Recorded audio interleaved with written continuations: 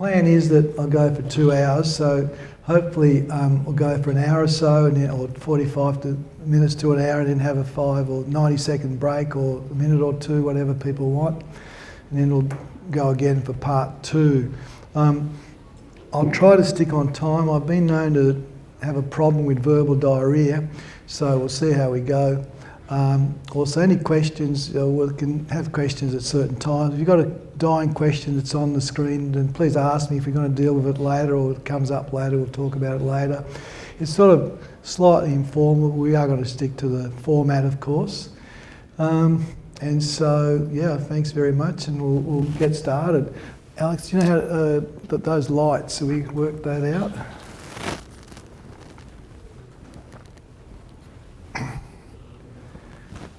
Okay.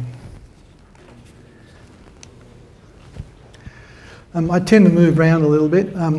Dentistry's copped a bit of a hard time at the moment. Remember the dentist that shot the line a while back? It's sort of, the line's getting even.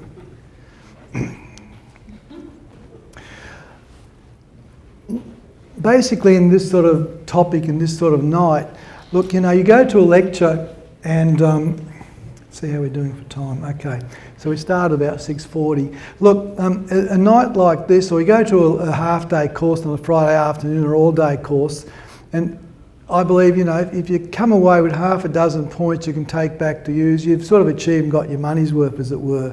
You know, if the whole thing's totally new to you, probably shouldn't be there or shouldn't be here. So my aim in this sort of thing is to sort of come up with certain bits and pieces, a bit of insight, and maybe a few tips and hints. I like sort of tips and hints in doing this kind of stuff. So I'm hoping everyone here will take away a few sort of useful bit of information, okay? So we're going to look at this sort of stuff, or some of this sort of stuff. You see teeth with, you know, a lot of tooth wear, lost posterior teeth, very heavily restored, retained roots, that's slightly overclosed, they're retained roots, there's uneven occlusion, etc. So these are just a few of the cases that we see day in, day out, and I do see these day in, day out. The other thing I'd like to say is this sort of overall topic is what I call flavour of the month. Now these are just a few little flyers I've put on here and scanned. So this is by the ADA, when to retain, when to replace treatment. These are all courses, all recently. When to retain or extract by the endodontic people. Increasing vertical dimension, which we're also going to touch on today as well. So this is all in the last sort of few months. Some of you guys have probably been to some of these. Worn dentition, okay, well certainly, again, a hot topic. Another bit on worn dentition, and this is Mayer's, maximising restorative outcomes, worn dentition. So there's a lot of stuff out there on this. There's another one, complex cases. And there's a circus. Now when the circus comes to town, have you guys seen this? Anyone going to see the circus or been or tend to? They've been advertising this dental circus now for months and months and months. I think it's coming up next week. Sydney or Melbourne, I can't remember. But it looks just like a circus. And well, you know, we all know what to call ourselves. So one point I'd like to make is, look, this sort of extensive dentistry is far from being for everyone, okay? You get a lot of these sort of patients walk in and you cannot treat them all, you don't try and treat them all. You can only sort of tell you what, offer them what you can do and what they can have. And some people go ahead with treatment and some people don't go ahead for treatment. So I don't feel bad when people like this don't go ahead. Some might be lots of extractions, some might be implants, some might be 28 crowns.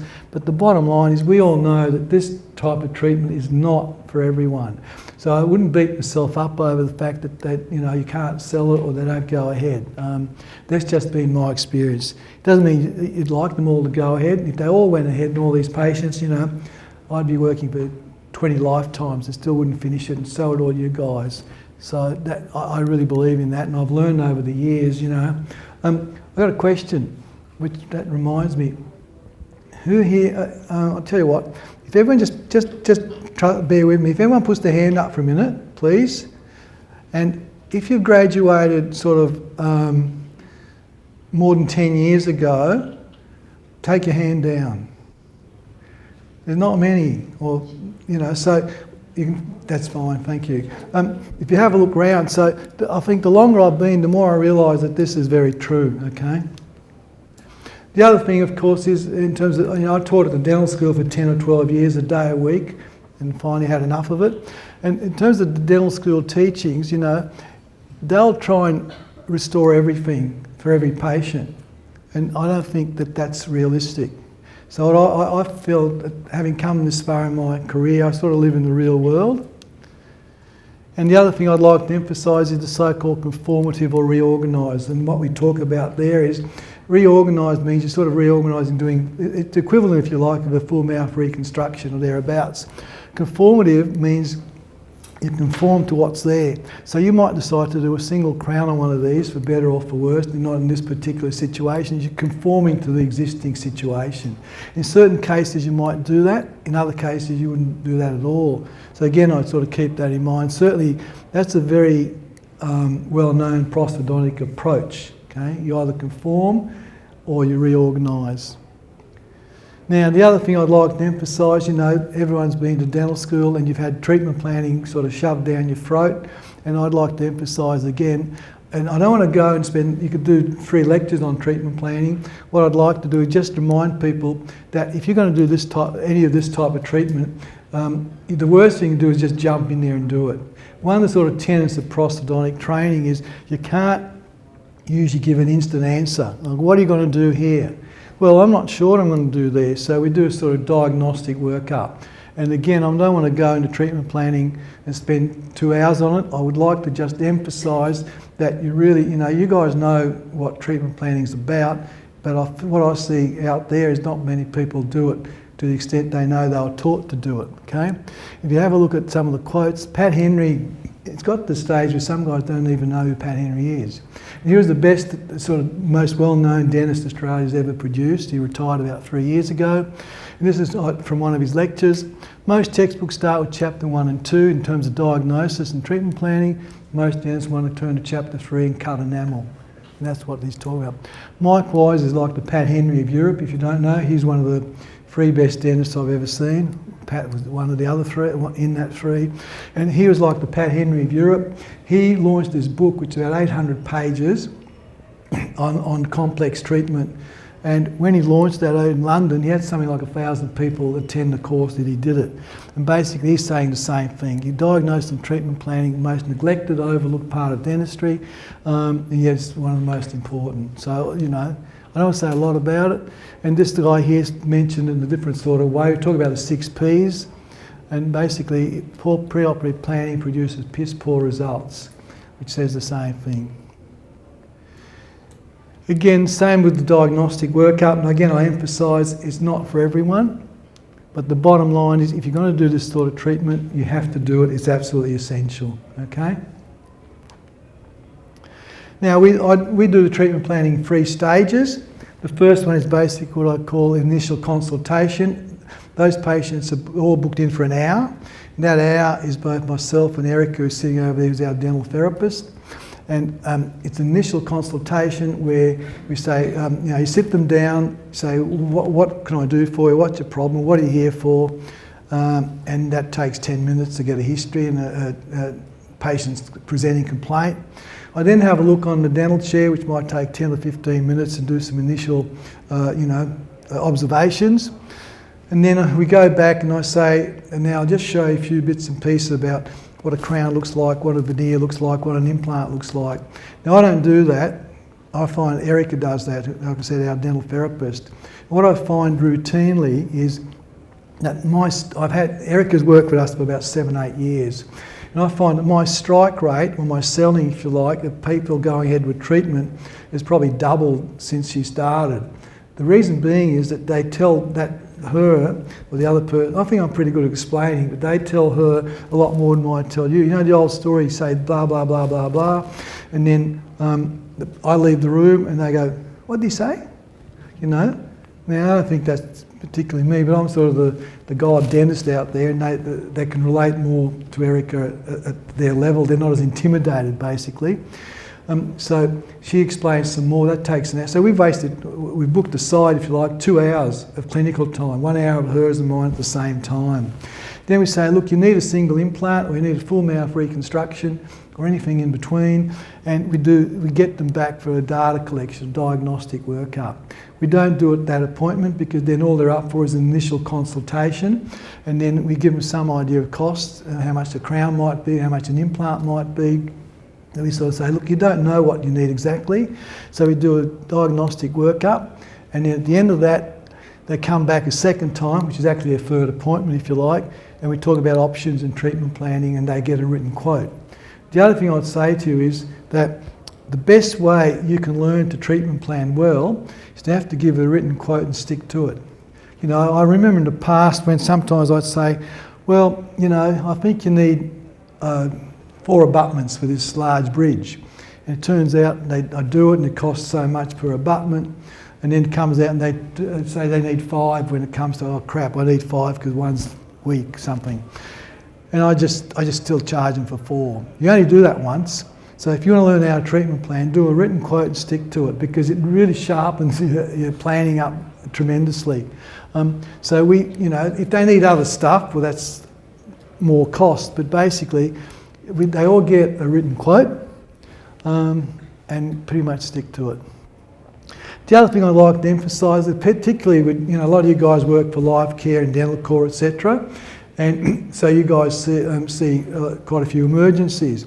One thing I must say with Alex is he's extremely good where I've seen a few of our patients go into town or wherever, like his practice or your practice, and we always get a report back that says we saw Mrs. Smith who's lost a temporary crown, broken a tooth, etc.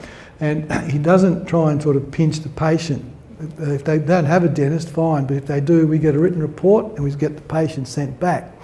The reason I like that is my approach to emergencies is something extra, and if I've got a full day booked up and Mr. Smith rings up with a lost crown or a fractured tooth or something, I don't think it's fair that I got a 2-hour appointment for Mr. Jones and cut his down to an hour and a half so I can squeeze her in.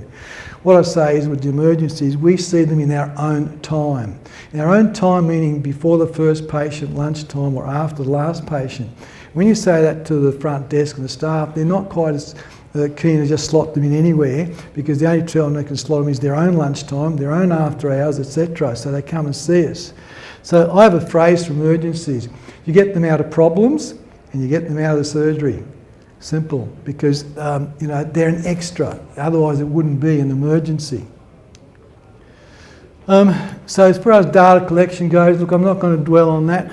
We do OPG on pretty well all patients, full mouth survey, perio, pulp testing, cast, photos, as needed. And so I said, I'm not going to emphasise that, this sort of another lecture, but I just want to go through and emphasise the importance of doing it. The only thing I would say is, as I say, it's based on individual requirements, so I write up what we're going to need, and then Erica will go and do X, Y, Z on that second data collection appointment. The other thing is, you know, if you want to take one of those half dozen points I talked about at the beginning away with you, when you do diagnostic cast and photographs, I've said this for years and people now sometimes do it and sometimes don't.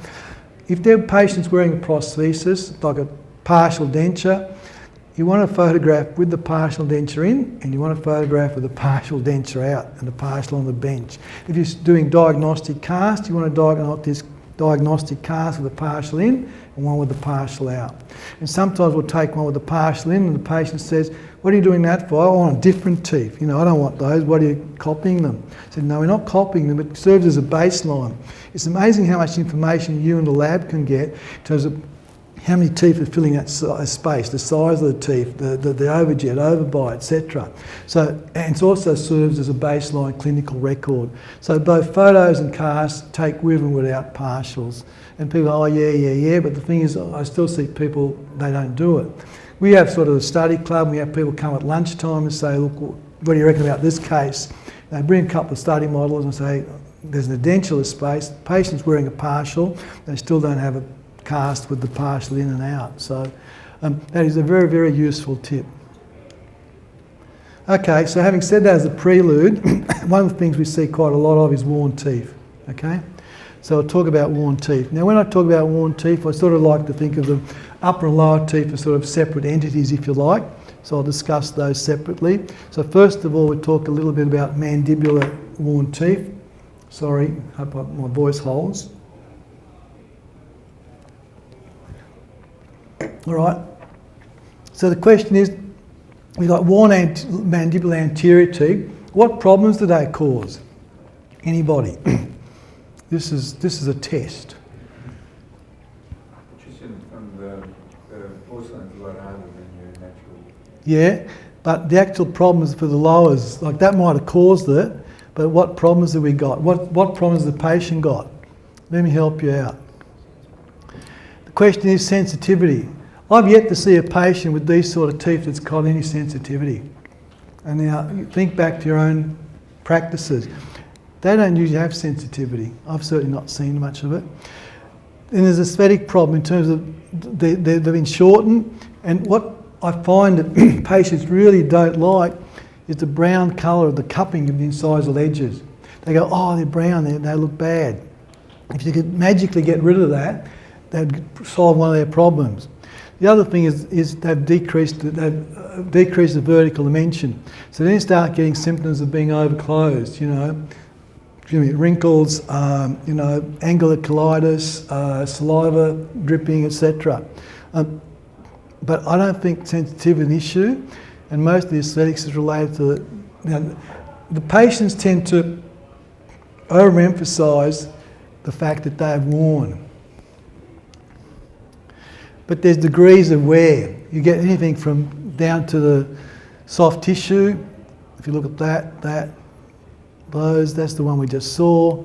You got that brown cupping. So there's a huge range. Those look a little bit worn given the size of the uppers. One of the things, and I'm not trying to do myself out at work, and I said, some of you guys haven't been out that long, I mean 10 or 20 years. When you go and start looking at some of this stuff, as you look back, you sort of become a bit more sort of philosophical, if you like. So, I had a patient today with this sort of problem, and I certainly think of it as age versus tooth wear, or physiological, pathologic tooth wear, okay? So, I relate it to the age of the patient. And the reason I say that is that this is my explanation and my own way of thinking. If a patient walks in, or if a patient walks down the street and they've got a lot of wrinkles and they've got grey hair and they're 95 years old, you say, oh, what about my wrinkles and grey hair? Well, hell, that's normal. You expect that for a 95-year-old or an 80-year-old or a 70-year-old. If they're 20 and they've got huge wrinkles and grey hair, e.g. these sort of kids with progeria, these kids are 15, this young gentleman's written a book, and they're well known. They age long before their time. So if you're, 15 years old and you've got this sort of appearance, well, you've aged before your time. And I relate that to tooth wear. If you're 70 or 60, 70, 80, and you've got a bit of tooth wear, well, so what? If you're 20, that's a different story. So, I wonder where the other slide went. Okay. The other thing I'd like to come to, I'll show some cases as well in a sec. Some of these patients, these lower anteriors, you can actually achieve some sort of success by not adding and building these up, by reducing them. These have already worn, and we're going to reduce them a bit further. But when I'm saying reduce, I'm talking about reducing these so they're a bit more even, and then adding on top of that, with composite in this case, but it reduces how much you've got to build these up. Okay, so what I'm after is a sort of relatively smooth, even incisal plane, and the least amount of build up I can get away with, depending on the vertical and aesthetics. So if you take away some of this, it becomes more of an incisal plane. It's got reduced maintenance because you're going to have a mil of composite, not 3 or 4 mils of composite. You're going to improve their aesthetics because they're going to be more even, and you're going to get rid of these dark spots, if you like, and that makes the patients happy. So before we just really build these up, I would build some of them up, I would reduce some of these, and the question is, how do I judge where to go? We'll show that, and I'll tell you now. Basically, I'd look at the tallest incisor, if you like, and then assess that, and that one might even come down a little bit, and I might add a bit to cover the brown spot, and that's sort of my landmark, if you like. But I'd marry that together with what's being done on the top, and I'd marry that together in terms of, you know, the two meshing together, for want of a better word. So with mandibular incisors, you know, there's a number of options. You could leave them in and just smooth them up, okay? And if you could do that, I would do that every time. You know, I'm not seeing, I mean, we don't do PFM crowns at the front or anywhere much these days, but I'm not seeing a decent PFM crown or lower anterior that ever looks any good, because there's not enough room. So, you know, I don't see that I would be crowning these or even veneering them. I would smooth them, build up a little bit there, and that would be my sort of number one choice, if you like. Fill in the cupping, a little bit of incisal composite. I'll talk a bit more about composite in a minute. Like I said, what I'm trying to do is a bit of an overview, but you will get a few more tips, hopefully. If I've got to do crown lengthening in most teeth, to me that's an extraction. We used to do a lot of crown lengthening. If I've got to do crown lengthening, unless it's sort of, you know, altered passive eruption, or, you know, the gingival margin might be a different height. If I've got to do crown lengthening because there's not enough tooth structure left, that's very close to an extraction in my book.